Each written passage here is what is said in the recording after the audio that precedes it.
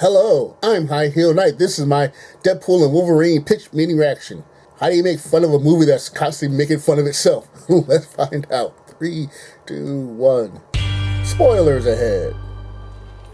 So, you have a Deadpool movie for me? Yes, sir, I do. Okay. Oh, I feel like you're a little scared. Well, this is our first time diving into this crazy R-rated stuff like this. Right. So just, be gentle. You got it, sir. Don't worry. It's gonna be okay. Okay, so you know how at the end of Logan he died that heroic death? Yeah, beautiful ending, very emotional. Well, at the start of this movie, Deadpool's gonna dig up his decomposed corpse and kill a bunch of guys with his bone. Oh my god. You're okay.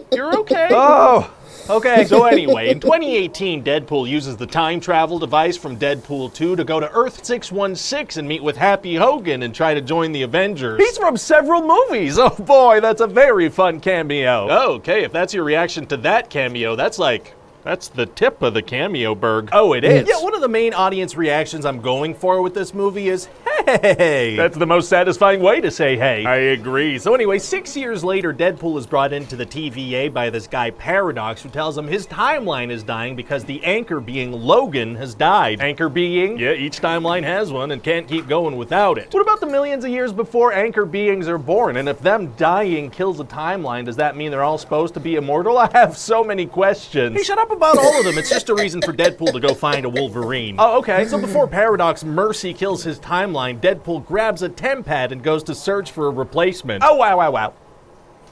Yeah, so there's going to be a very fun multiverse montage. There's going to be a short Wolverine. There's going to be one played by Henry Cavill. He's from Argyle. Yeah. Oh, boy. Good cameo. Listen, sir, are you going to react like this to every single cameo? Yes. Well, cameos are kind of one of the main things we do in this movie, so maybe I should just list them all for you, get it out of the way. Oh, I don't know if I can handle that. Chris Evans as Johnny Storm. He's from the Fantastic... I know. Then there's Wesley Snipes as Blade, Jennifer Garner as Elektra, Daphne Keane as X-23, we've got Channing Tatum as Gambit, Aaron Stamford as Pyro, Tyler Mane as Sabretooth. We've got Toad, we've got Juggernaut, we've got Nathan Fillion, Blake Lively, Matthew McConaughey. Sir?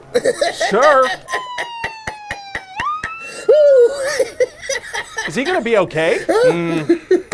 I don't know. What do you mean you don't know? Is he in a coma? I don't know. Wait, do you think I'm a doctor? Well, dang it, I told my wife this white jacket she got me would make me look like a doctor. I'm just another producer guy. Oh.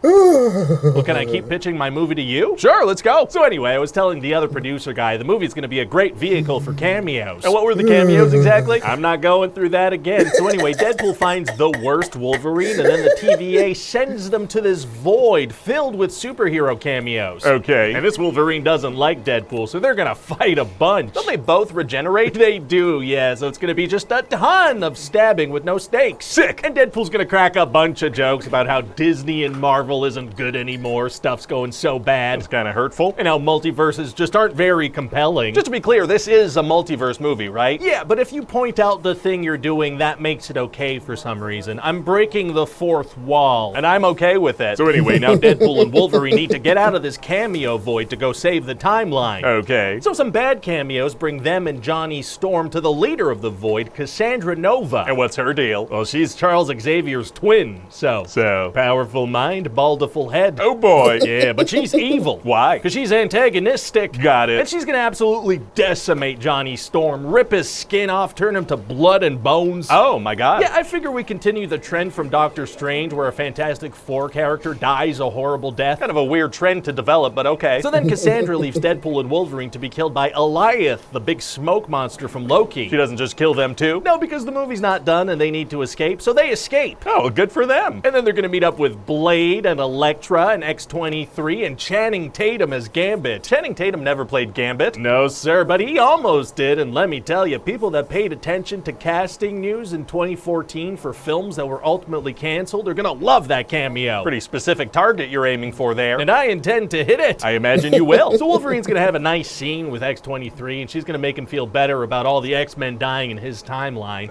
That's sweet. And that convinces him to be heroic, so they go confront Cassandra again. Very exciting. And they get her to open this big old Doctor Strange portal hole to go back to their timeline. Oh, strange holes are tight. But now Cassandra decides she wants to destroy all timelines and just keep the void. Why? Because it's the time in the movie when we raise the stakes. Oh, okay. So she sends like 100 Deadpool cameos to fight them. They're all Deadpool, so they all regenerate. Well, there's one nice Deadpool that doesn't have that power, so he dies. But other than that, this is a giant fight scene where none of the fighters can get hurt. Yeah, there's no way they're not all gonna be okay, but it's gonna look very cool and be an entertaining way for an audience to spend 3 to 4 minutes of their time, and there's nothing wrong with that. You know what?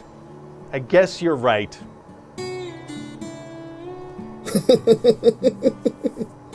So Cassandra wants to destroy all the timelines. Yeah, but they find out that if they cut power to this time ripper machine, they can save the day, but it'll kill whoever does that. Wow, so it's gonna be impossible for both of them to survive till the end of the movie. Actually, it's gonna be super easy. Barely an inconvenience. Oh, really? Yes, he turns out it would kill one person, but they both use their bodies as conductors, and so they're okay. Oh. Yeah, the power of 2. Oh, that's got a nice ring to it. I'm gonna mention that to the Star Wars team, see if that inspires them. That sounds like it's gonna be good. So anyway, then there's a happy ending, and the whole movie's just kind of a love letter to the superhero movies that came before. A love letter to what's come before. I like that. Yeah, you know, a nice way to say goodbye to the past and let it go. No, I don't like that part. I'm not gonna do that part. What?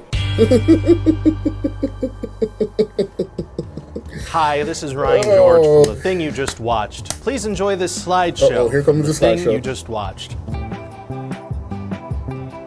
Oh, goodness.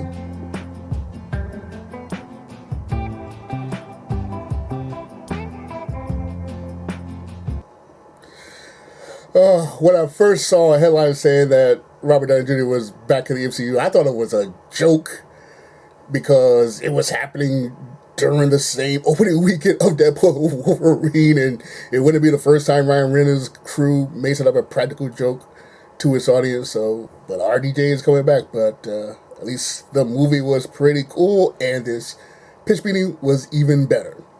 Like, subscribe, comment, share, find inspiration everywhere.